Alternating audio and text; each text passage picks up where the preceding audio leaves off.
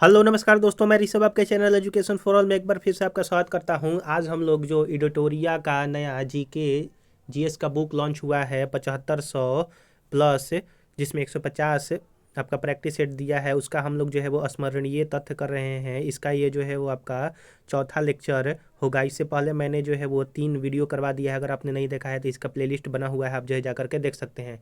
अगर आप बिहार का एग्ज़ाम का तैयारी कर रहे हैं तो उसमें बिहार स्पेशल जो है वो पूछा जाता है, तो आप बिहार स्पेशल पढ़ने के लिए भी उसका बिहार स्पेशल के नाम से मैंने प्लेलिस्ट बना दिया है, आप जो है जा करके देख सकते हैं। उसमें जो है अभी एंशिएंट हिस्ट्री जो है वो बिहार का चल रहा है। तो आज हम लोग जो है वो स्मरणीय तथ्य में पहला टॉपिक जो है वो कुषाण वंश से संबंधित करने वाले हैं। अगर आपको ये वीडियो पसंद आए तो वीडियो को लाइक कीजिएगा, अपने दोस्तों में शेयर कीजिएगा। अभी तक चैनल को सब्सक्राइब नहीं किए हैं तो चैनल को सब्सक्राइब भी कर दिया कीजिएगा। तो चलिए हम लोग जो है वो स्टार्ट करते हैं। कुषाण वंश के संस्थापक कौन थे? तो कुजुल कडफिसेस जो है वो कुषाण वंश के संस्थापक थे। कुषाण वंश का सबसे प्रतापी राजा जो है वो कनिष्क था। इसकी प्रारंभिक राजधानी जो है वो पुरुषपुर थी तथा द्वितीय राजधानी जो है वो मथुरा थी। तो कनिष्क का पहला राजधानी पुरुषपुर था और वहीं द्वितीय जो है वो आपका मथुरा था। इसने 78 ईस्वी में शक संवत की शुरुआत की, जिसका प्रयोग वर्तमान में भारत सरकार द्वारा जो है वो किया जाता है। यानी कि जो हम लोगों का वर्तमान कैलेंडर है वो शक संवत पर ही आधारित है, जो कि कनिष्क ने स्टार्ट किया था। इसके दरबार में आयुर्वेद के विद्वान चरक रहते थे, जिसने चरक संहिता की रचना जो है वो किया है। अगला है कि बुद्ध चरित्र की रचना अश्वघोष ने किया है, जो कि कनिष्क के दरबार में रहते थे। तो बुद्ध चरित्र के रचना किसने किया था? तो अश्वघोष ने किया है। गांधार शैली एवं मथुरा शैली का सर्वाधिक विकास जो है वो कनिष्क के शासनकाल में हुआ था। प्रसिद्ध रेशम मार्ग का प्रारंभ भी जो है वो कनिष्क ने ही करवाया था। और बौद्ध धर्म की चौथी बौद्ध संगति कनिष्क के शासनकाल कश्मीर कुंडल वन में जो है आयोजित किया गया था, प्रथम ईस्वी में जो है वो माना जाता है। अगला है कि कुषाण वंश के समय ही सर्वप्रथम बुद्ध की खड़ी प्रतिमा का निर्माण हुआ था। तो बुद्ध की खड़ी प्रतिमा का निर्माण जो है वो कुषाण वंश के समय ही हुआ था। कुषाण काल में सर्वाधिक विकास वास्तुकला के क्षेत्र में जो है वो हुआ था। कुषाणों ने सोने के सर्वाधिक शुद्ध सिक्के जो है वो जारी किए थे। तो सोने के सर्वाधिक शुद्ध सिक्कों का बात आएगा तो कुषाण जो है वो सबसे पहले आपका आंसर होगा। कनिष्क बौद्ध धर्म के महायान संप्रदाय से जो है वो के अनुयायी थे। कनिष्क की मृत्यु 1002 ईस्वी में हुआ था। वहीं कुषाण वंश का अंतिम शासक जो है वो आपका वसुदेव था। तो आशा करूंगा कि ये कुषाण वंश से संबंधित आपको एक बेसिक नॉलेज जो है वो हो गया होगा। अगला हम लोगों को जो है वो शुंग वंश के बारे में पढ़ना है। तो शुंग वंश की स्थापना पुष्य मित्र शुंग ने किया था और शुंग शासकों की राजधानी जो है वो विदिशा थी। तो शुंग वंश की जो है वो राजधानी कहाँ था? तो विदिशा था। पुष्य पुष्यमित्र शुंग ने 2 बार अश्वमेघ यज्ञ जो है वो करवाया था। तो अश्वमेघ यज्ञ उस यज्ञ को कहते हैं जिसमें एक घोड़ा को जो है वो छोड़ दिया जाता था और जहाँ तक वो जाकर के अंतिम छोर पर जहाँ पर जाकर के रुकता था वहाँ तक जो राजा अपना अश्वमेघ करवा रहा है वहाँ तक उसका जो है वो राज्य मतलब कि एक तरह से राज्य के अधिकार में जो है वो आ जाता था, जहाँ तक वो जो है वो घोड़ा रुकता था। अगर बीच में कोई राजा घोड़ा को रोकता था तो जो राजा अश्वमेघ करवा रहा है उससे लड़ाई करना पड़ता था, और अगर जो राजा घोड़ा का रोका है और वो हार जाता था तो वो सारा का सारा प्रजा जो है वो आपका जो अश्वमेघ यज्ञ करवाता था राजा उसके अंतर्गत आ जाते थे। आप ये याद रखिएगा। महर्षि पतंजलि पुष्य मित्र शुंग के दरबार में ही रहते थे। यानी कि पतंजलि जो है वो पुष्यमित्र शुंग के दरबार में रहते थे। पतंजलि ने पाणिनि के अष्टाध्यायी पर महाभाष्य की रचना की थी। भरहुत स्तूप का निर्माण जो है वो पुष्यमित्र शुंग ने किया था और शुंग वंश का अंतिम शासक जो था वो आपका देवभूति था। अगला है आपका चेदी वंश। चेदी वंश राजवंश का उदय जो है वो हाथी गुफा अभिलेख से प्राप्त आपका मिलता है। इस वंश का सबसे प्रतापी शासक खारवेल था। खारवेल जैन धर्म का अनुयायी था और खारवेल ने जैन मुनियों के लिए उदयगिरी की पहाड़ी में गुफा का निर्माण जो है आपका करवाया था। अगर आपको ये वीडियो पसंद आ रहा होगा तो वीडियो को लाइक कीजिएगा, अपने दोस्तों में शेयर कीजिएगा। आप लोग जो है वो चैनल को सब्सक्राइब और नहीं शेयर करते हैं, मैं आपसे निवेदन करता हूं कि आपके लिए मैं जब इतना मेहनत कर रहा हूं तो आप जो है ज़रूर इसको शेयर और चैनल को सब्सक्राइब जरूर से ज़रूर कीजिए। तो चलिए अगला हम लोगों को जो है वो सातवाहन वंश के बारे में पढ़ना है। और जब ये मैं स्मरणीय तथ्य टोटल करवा दूंगा फिर उसके बाद हम लोग प्रैक्टिस सेट जो है वो स्टार्ट करेंगे इसी का। सातवाहन वंश की स्थापना जो है वो सिमुक द्वारा 660 ईसा पूर्व में किया गया था। सातवाहन शासकों की राजधानी जो है वो प्रतिष्ठान थी।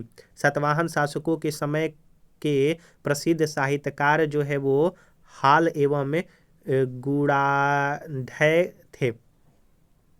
अगला है कि हाल ने गाथा सप्तशती यानी कि गाथा सप्तशती तथा गुणाध्वज ने बृहत कथा कोश नामक पुस्तक की रचना जो है वो आपका किया था।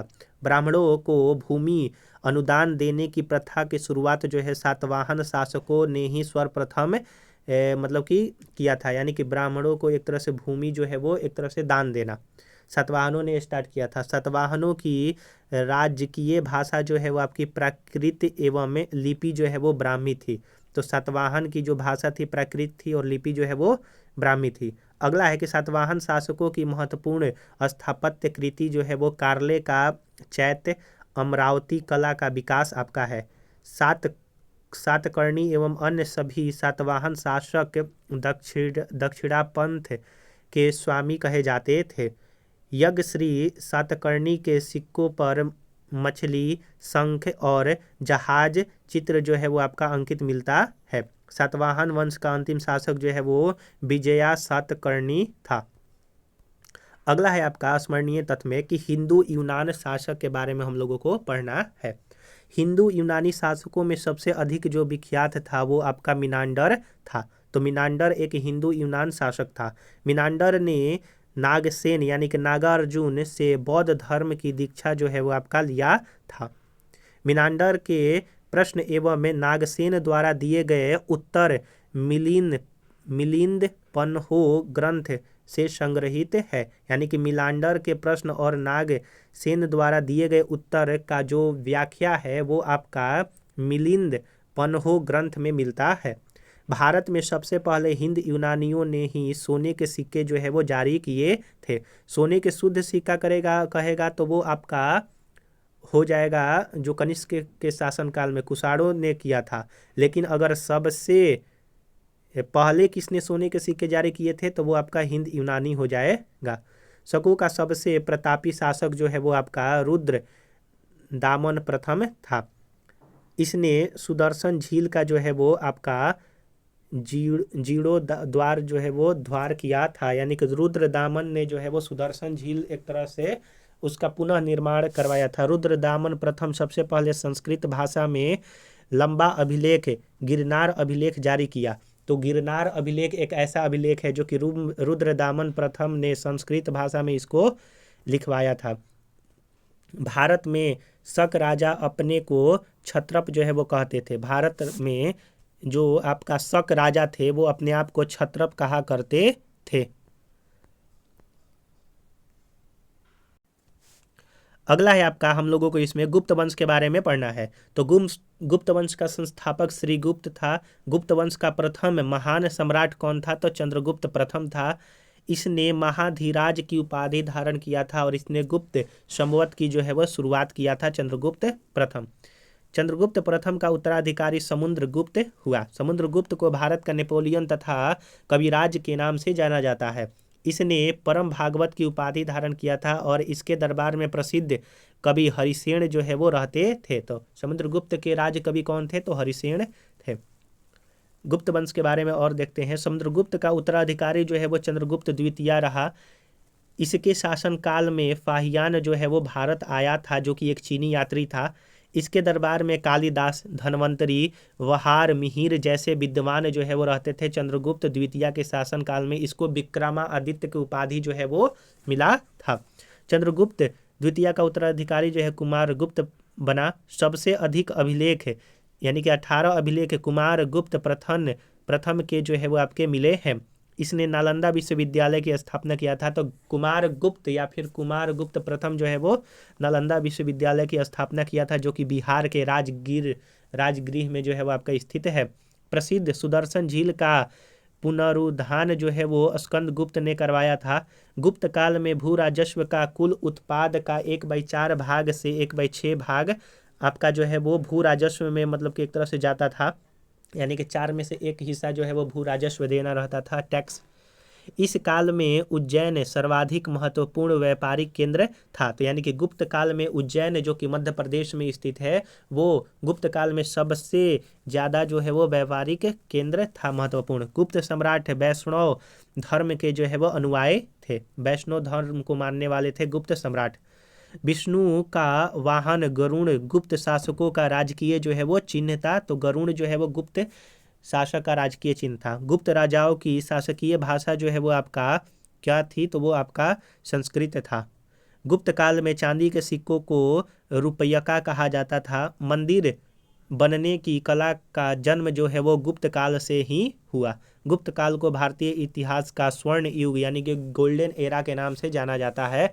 और अंतिम गुप्त शासक जो था वो आपका विष्णुगुप्त था। अंतिम जो शासक था वो विष्णुगुप्त था। तो हम लोग यहाँ पर जो है वो कुछ और इम्पोर्टेंट 5 से 6 हम लोगों ने जो है वो टॉपिक कवर किया। आप इसको जो है वो रिवीजन करते रहिएगा, ताकि जब मैं प्रैक्टिस सेट करवाऊँ तो उस समय आपको ये सारा चीज़ जो है वो मतलब कि याद आए कि हम लोगों ने ये पढ़ा है। अगर आपको ये वीडियो पसंद आया होगा तो वीडियो को लाइक कीजिएगा, अपने दोस्तों में शेयर कीजिएगा।